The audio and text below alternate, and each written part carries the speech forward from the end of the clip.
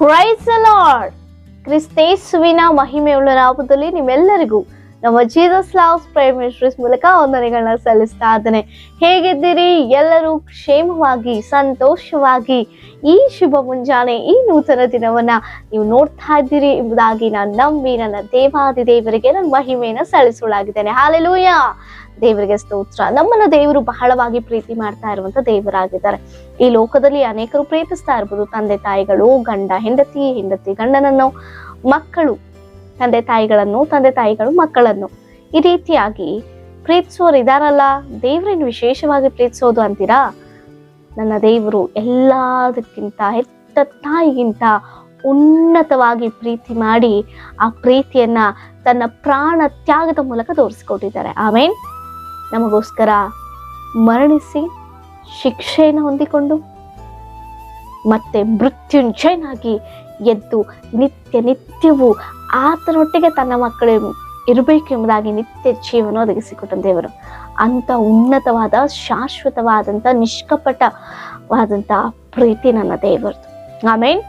ಆ ಪ್ರೀತಿಯಿಂದಲೇ ಈ ದಿನವೂ ನನ್ನನ್ನು ಪ್ರೀತಿಸಿ ಈ ದಿನವನ್ನು ನೋಡ್ಲಿಕ್ಕೆ ಕೃಪೆ ಕೊಟ್ಟಿದ್ದಾರೆ. ಹಾಲೆಲೂಯಾ, ದೇವರಿಗೆ ಸ್ತೋತ್ರ. ಹಾಗಿದ್ರೆ ಈ ದಿನ ದೇವರು ನಮಗಾಗಿ ಏರ್ಪಡಿಸಿಕೊಟ್ಟಂತ ವಾಗ್ದಾನ ವಾಕ್ಯವನ್ನ ನಾವು ಧ್ಯಾನಿಸೋಣ. ಯೆಶಾಯನು ಬರೆದ ಪ್ರವಾದನೆ ಗ್ರಂಥ 40ನೇ ಅಧ್ಯಾಯ 31ನೇ ವಚನ. ಯೆಹೋವನನ್ನು ನಿರೀಕ್ಷಿಸುವವರು ಹೊಸ ಬಲವನ್ನು ಹೊಂದುವರು. ಆಮೇನ್. ಹಾಲೆಲೂಯಾ. ಯಾರಿಗೆ ಪ್ರಿಯರೇ ಹೊಸ ಬಲ, ನೂತನ ಬಲ? ಯಾರಿಗೆ ಗೊತ್ತಾ? ಯಾರು ಯೆಹೋವನ ಅಂದ್ರೆ ಕ್ರಿಸ್ತ ಯೇಸುವನ್ನ ನಿರೀಕ್ಷಿಸ್ತಾರೋ, ನಂಬಿಕೆಯಿಂದ ಇರ್ತಾರೋ, ಭಯಭಕ್ತಿಯಿಂದ ಇರ್ತಾರೋ, ಅವರಿಗೆ ನೂತನವಾದಂಥ ಶ್ರೇಷ್ಠವಾದಂಥ ಹೊಸ ಬಲದಿಂದ ದೇವರು ತುಂಬಿಸ್ತಾರೆ. ದೇವರು ಶಾರೀರಿಕವಾದಂಥ ಬಲದ ಕುರಿತು ಮಾತ್ರವೇ ಮಾತನಾಡ್ತಾ ಇಲ್ಲ. ಅನೇಕರು ಶಾರೀರಿಕವಾಗಿ ಬಲಹೀನರಿದ್ದರು. ಸೊ ಆ ಒಂದು ಆತ್ಮದಲ್ಲಿ ಬಲಹೀನರಿರ್ಬೋದು, ಒಂದು ಜ್ಞಾನದಲ್ಲಿ ಬಲಹೀನರಿರ್ಬೋದು, ಈ ಕೆಲವೊಂದು ಬಲಹೀನತೆಗಳವರು ಇರ್ಬೋದು. ಆದರೆ ಎಲ್ಲದರಲ್ಲಿಯೂ ನಮಗೆ ನೂತನ ಫಲವನ್ನ ಕೊಡುವಂತ ದೇವರು ನನ್ನ ಕರ್ತನಾದ ಯೇಸು ಕ್ರಿಸ್ತನು ಮಾತ್ರ. ಅದಕ್ಕೆ ಪೌಲನು ಹೇಳ್ತಾ ಇದ್ದಾನೆ, ನನ್ನನ್ನು ಬಲಪಡಿಸುವ ಆತನಲ್ಲಿ ಇದ್ದುಕೊಂಡು ನಾನು ಎಲ್ಲವನ್ನು ಮಾಡಲಿಕ್ಕೆ ಶಕ್ತನು ಎಂಬುದಾಗಿ. ಹಾಲೆಲೂಯಾ. ನಾವು ಕೂಡ ಆ ರೀತಿ ಹೇಳುವವರಾಗಿದ್ದೇವಾ? ಯಾವುದನ್ನ ನಿರೀಕ್ಷಿಸ್ತಾ ಇದ್ದೀರಿ? ಇಷ್ಟು ವರ್ಷಗಳ ಕಾಲ ಹಣದಿಂದಲೋ, ಆಸ್ತಿಗಳಿಂದಲೋ, ಅಧಿಕಾರದಿಂದಲೋ, ಕುಟುಂಬ ಇದೆ ಅನ್ನುವಂಥದ್ರಿಂದಲೋ, ಕೆಲಸ ಇದೆ ಅನ್ನುವಂಥದ್ರಿಂದಲೋ, ಮತ್ತೊಂದರಿಂದಲೋ ಯಾವುದರಿಂದ ನಾವು ನಿರೀಕ್ಷೆ ಇಟ್ಟುಕೊಂಡಿದ್ದೇವೋ ಅದೆಲ್ಲವೂ ನಮಗೆ ನಷ್ಟ ಆಗಿರ್ಬೋದು. ಅದೆಲ್ಲವೂ ನಮ್ಮನ್ನ ಬಲಹೀನ ಪಡಿಸಿರ್ಬೋದು. ನನಗೆ ಆರೋಗ್ಯ ಇದೆ, ನಾನು ಎಷ್ಟಾರು ದುಡಿಬೋದು ಎಂಬುದಾಗಿ ಅಂದುಕೊಂಡವರು ಈಗ ಅನಾರೋಗ್ಯ ಸ್ಥಿತಿಯಲ್ಲಿ ಇರ್ಬೋದು. ನನಗೆ ಆಸ್ತಿ ಇದೆ, ಅದಿದೆ, ಇದಿದೆ, ಅಧಿಕಾರ ಇದೆ, ಒಳ್ಳೆ ಉದ್ಯೋಗ ಇದೆ, ಒಳ್ಳೆ ಸಂಪಾದನೆ ಇದೆ ಎಂಬುದಾಗಿ ನಿರೀಕ್ಷಿಸಿಕೊಂಡವರು ಈಗ ಸಂಪಾದನೆ ಇಲ್ಲದೆ, ಆ ಉದ್ಯೋಗ ಇಲ್ಲದೆ ಸೊ ಇರಬಹುದೇನೋ. ಆದರೆ ಯಾರೆಲ್ಲ ದೇವರ ಮೇಲೆ, ಕ್ರಿಸ್ತ ಯೇಸುವಿನ ಮೇಲೆ ನಿರೀಕ್ಷೆಯನ್ನ ಇಡ್ತಾರೋ ಅವರು ಮಾತ್ರವೇ ನೂತನ ಬಲವನ್ನು ಹೊಂದಿಕೊಳ್ಳಲಿಕ್ಕೆ ಸಾಧ್ಯ. ಹಾಲೆಲೂಯಾ.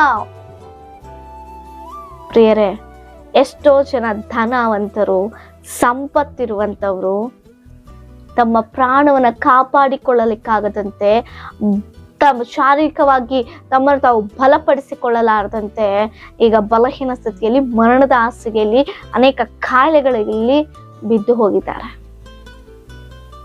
ಆದರೆ ಒಂದು ಸತ್ಯ, ಆ ಕಾಯಿಲೆಗಳಲ್ಲಿದ್ದಾಗ್ಯೂ, ಆ ಮರಣದ ಹಾಸಿಗೆಗಳಲ್ಲಿದ್ದಾಗ್ಯೂ, ಆ ಸಾಲ ಬಾಧೆಗಳಲ್ಲಿದ್ದಾಗ್ಯೂ, ಏನು ಇಲ್ಲದೆ ದೀನ ಸ್ಥಿತಿಯಲ್ಲಿದ್ದಾಗ್ಯೂ ಯೆಹೋವನನ್ನ, ಕ್ರಿಸ್ತ ಯೇಸುವಿನ ಮೇಲೆ ನಿರೀಕ್ಷೆ ಇಟ್ಟವರು ಈಗ ಉನ್ನತವಾಗಿ ಆಶ್ರಯಿಸಿಬಿಟ್ಟು ಬಲವಾಗಿದ್ದಾರೆ. ಹಾಲೆಲೂಯಾ.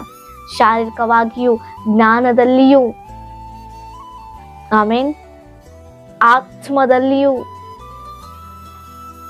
ಬಲವಂತರಾಗಿ ದೇವರು ನಮ್ಮನ್ನ ಇರ್ಲಿಕ್ಕೆ ಶಕ್ತರಾಗಿದ್ದಾನೆ. ನೀವು ಯಾವುದೇ ಪರಿಸ್ಥಿತಿಯಲ್ಲಿ ಇರ್ಬೋದು. ಇದುವರೆಗೂ ಯೇಸು ಎಂಬ ಹೆಸರನ್ನ ನೀನು ಕೇಳದೇ ಇರ್ಬೋದು, ಆದ್ರೆ ದೇವರು ನಿನ್ನೊಟ್ಟಿಗೆನೆ ಮಾತನಾಡ್ತಿದೆ. ನಿನ್ನ ಪರಿಸ್ಥಿತಿಗಳು ಬಹಳ ಇಕ್ಕಟ್ಟಿನಲ್ಲಿ ಇರಬಹುದು. ಯಾರು ನನಗೆ ಸಹಾಯ ಮಾಡುವಂತವ್ರು ಇರುವಂತವ್ರೆಲ್ಲ ಕೈ ಬಿಟ್ಟು ಹೋದ್ರಲ್ಲ, ದೇವರು ಕೂಡ ಕೈ ಬಿಟ್ಟಿದ್ದಾರೆ ಎಂಬುದಾಗಿ ನೀನ್ ಅಂದುಕೊಳ್ತಾ ಇರ್ಬೋದು. ಇಲ್ಲ, ದೇವರು ನಿನ್ನನ್ನ ಪ್ರೀತಿಸ್ತಾ ಇದ್ದಾರೆ. ಅನೇಕರು ಕ್ರೈಸ್ತರು ಎಂಬುದಾಗಿ ಹೆಸರುಗೊಂಡಾಗ್ಯೂ ಕೂಡ ನಾನು ಕ್ರೈಸ್ತನು, ನನ್ನ ಸಭೆಗೆ ಹೋಗ್ತೇನೆ ಎಂಬುದಾಗಿ ಅಂದುಕೊಂಡಾಗ್ಯೂ ಕೂಡ ಲೋಕದಲ್ಲಿ, ಲೋಕ ಸ್ನೇಹದಲ್ಲಿ, ಲೋಕದ ಕಾರ್ಯಗಳಲ್ಲಿ, ಲೋಕದ ಆಶ್ಚರ್ಯ ಕಾರ್ಯಗಳಲ್ಲಿ, ಲೋಕದ ಆಚಾರ ವಿಚಾರಗಳಲ್ಲಿ ಬಿದ್ದು ಹೋಗಿ ಅನೇಕ ಬಲಹೀನತೆಯಲ್ಲಿ ನೀನಿರ್ಬೋದು. ಈ ದಿನ ಈ ವಾಕ್ಯವನ್ನ ಕೇಳ್ತಿರುವಂತ ನಿನಗೆ ದೇವರು ಹೇಳ್ತಾ ಇದ್ದಾರೆ, ನಿನ್ನೊಟ್ಟಿಗೆನೆ ದೇವರು ಮಾತನಾಡ್ತಾ ಇದ್ದಾರೆ. ದೇವರನ್ನ ನಿರೀಕ್ಷಿಸು, ನೂತನ ಬಲ, ಹೊಸ ಬಲವನ್ನ ನೀನು ಹೊಂದಿಕೋ. ಆಗ ನೀನು ದಣಿದರೂ ನೀನು ಬಳಲೋದಿಲ್ಲ. ಆಮೇನ್, ಹಲ್ಲೆಲೂಯಾ. ಎಷ್ಟು ಉನ್ನತನಾದಂತ ದೇವರು ಪ್ರಿಯರೇ, ನನ್ನ ದೇವರು. ಪ್ರಿಯ ಸಹೋದರ ಸಹೋದರಿಗೆ, ನಿನ್ನ ಪರಿಸ್ಥಿತಿ ಎಂತದ್ದೇ ಆಗಿರ್ಬೋದು, ನೀನು ಯಾರನ್ನೇ ನಂಬಿಕೊಂಡಿರ್ಬೋದು, ಈ ದಿನ ಈ ಕ್ಷಣ ನೀನು ದೇವರ ಮೇಲೆ ನಿರೀಕ್ಷೆ ಇಡು, ದೇವರನ್ನ ನಂಬು. ಮನುಷ್ಯರನ್ನ ಆಶ್ರಯಿಸುವುದಕ್ಕಿಂತ ಯೆಹೋವನನ್ನ ಆಶ್ರಯಿಸುವುದೆಷ್ಟೋ ಮೇಲು. ಆಮೇನ್. ನೀನು ಆಶ್ರಯಿಸ್ತಿರುವಂತದ್ದು ಯಾರನ್ನ? ಯೆಹೋವನನ್ನ ಆಶ್ರಯಿಸುವಂತರು, ಪರಾತ್ಪರನ ಮರ ಇಕ್ಕಿರೋರು ಸರ್ವಶಕ್ತನ ಆಶ್ರಯದಲ್ಲಿ ಸುರಕ್ಷಿತರಾಗಿರ್ತಾರಂತೆ. ಹಲ್ಲೆಲೂಯಾ. ಎಸ್, ನಿನ್ನ ಏನೇ ಪರಿಸ್ಥಿತಿಗಳಿದ್ದರೂ ನೀನು ಅದರಿಂದ ಬಿಡುಗಡೆ ಹೊಂದಿಕೊಳ್ಳೋದಕ್ಕೆ ಸಾಧ್ಯ. ಯಾವಾಗ ಗೊತ್ತಾ? ಎಲ್ಲವನ್ನ ಮನುಷ್ಯರ ಮೇಲೆ ಆಧಾರಗೊಂಡು ಜೀವಿಸುವಾಗ ಅಲ್ಲ, ನಿನಗೆ ಇಷ್ಟ ಬಂದ ರೀತಿಯಲ್ಲಿ, ನಿನ್ನ ಸ್ವಬುದ್ಧಿಗೆ ತಕ್ಕ ರೀತಿಯಲ್ಲಿ ನಿರ್ಧಾರ ತೆಗೆದುಕೊಂಡು ಜೀವಿಸುವಂತದ್ದಲ್ಲ.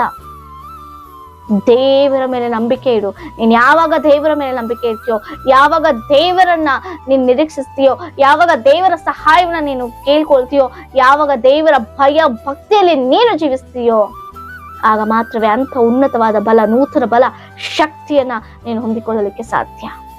ಎಲ್ಲವನ್ನ ಜಯಿಸುವಂತ ಶಕ್ತಿ, ಹೋರಾಡುವಂತ ಶಕ್ತಿ. ಆಮೇನ್. ಆ ಶಕ್ತಿ ಬೇಕಾ? ಆ ಬಲ ಬೇಕಾ? ಅದು ಬರೀ ಶಾರೀರಕ್ಕೆ ಮಾತ್ರ ಅಲ್ಲ, ನಮ್ಮ ಆತ್ಮಿಕವಾಗಿಯೂ ದೇವರು ಬಲಪಡಿಸುವಂತ ದೇವರು. ನಮ್ಮ ಆಧ್ಯಾತ್ಮಿಕ ಜೀವಿತದಲ್ಲಿ ದೇವರು ನಮ್ಮನ್ನ ಬಲಪಡಿಸುವಂತ ದೇವರು. ಅಂತ ಬಲ ದೇವರಿಂದ ಮಾತ್ರವೇ ಸಿಗ್ಲಿಕ್ಕೆ ಸಾಧ್ಯ. ಅದಕ್ಕಾಗಿ ದೇವರನ್ನ ನಂಬು, ದೇವರನ್ನ ನಿರೀಕ್ಷಿಸು. ಆ ದೇವರ ಯೇಸು, ಆ ಯೇಸುವನ್ನ ನೀನು ನಿರೀಕ್ಷಿಸು. ಆ ಯೇಸು ಎಂಬ ಹೆಸರಿನಲ್ಲಿ ಒಂದು ಶಕ್ತಿ, ಯೇಸು ಎಂಬ ಹೆಸರಿನಲ್ಲಿ ಬಿಡುಗಡೆ, ಯೇಸು ಎಂಬ ಹೆಸರಿನಲ್ಲದೆ ಬೇರೆ ಯಾವ ಹೆಸರಿನಿಂದಲೂ, ಯಾವ ನಾಮದಿಂದಲೂ ರಕ್ಷಣೆ ಇಲ್ಲ. ಆಮೇನ್. ಆ ಯೇಸು ನಿನ್ನನ್ನು ಪ್ರೀತಿಸ್ತಾ ಇದ್ದಾರೆ. ಹಲ್ಲೆಲೂಯಾ. ದೇವರಿಗೆ ಸ್ತೋತ್ರ. ನೀನ್ ಆತನ ಪ್ರೀತಿಸೋದಾದ್ರೆ ಆತನ ಮೇಲೆ ನಂಬಿಕೆ ಇಡು, ಅದ್ಭುತವನ್ನ ಹೊಂದಿಕೋ. ನಿಮ್ಮ ಏನೇ ವಿಜ್ಞಾಪನೆಗಳಿದ್ರು ಕಮೆಂಟ್ಗಳ ಮೂಲಕ ತಿಳಿಸ್ಕೊಡಿ. ನಿಮಗಾಗಿ ನಾವು ಪ್ರಾರ್ಥಿಸುವರಾಗಿದ್ದೇವೆ. ಪ್ರಾರ್ಥನೆ. ಪರಿಶುದ್ಧ ಅಂತ ದೇವರೇ ಸ್ತೋತ್ರ. ಈ ವಾಗ್ದಾನ ಮೂಲಕ ಈ ಕೇಳಿಸಿಕೊಳ್ಳುವ ಪ್ರತಿಯೊಬ್ಬೊಬ್ಬರಿಗೂ ಕೂಡ ನಂಬಿಕೆಯನ್ನು ಹುಟ್ಟಿಸಿ ನಿರೀಕ್ಷೆಯಿಂದ ಇರ್ಲಿಕ್ಕೆ ಸಹಾಯ ಮಾಡಿ ಆ ವಾಗ್ದಾನವನ್ನು ಅವರು ಸ್ವಂತವಾಗಿಸ್ಲಿಕ್ಕೆ ಕೃಪೆ ಒದಗಿಸಿಕೊಳ್ಳಿ. ಎಲ್ಲವನ್ನ ಕರಗಳಿಗೆ ಒಪ್ಪಿಸಿಕೊಟ್ಟು ಬೇಡಿ ಹೊಂದಿದ್ದೇವೆ ಪರಲೋಕದ ತಂದೆಯೇ. ಆಮೇನ್. Praise the lord.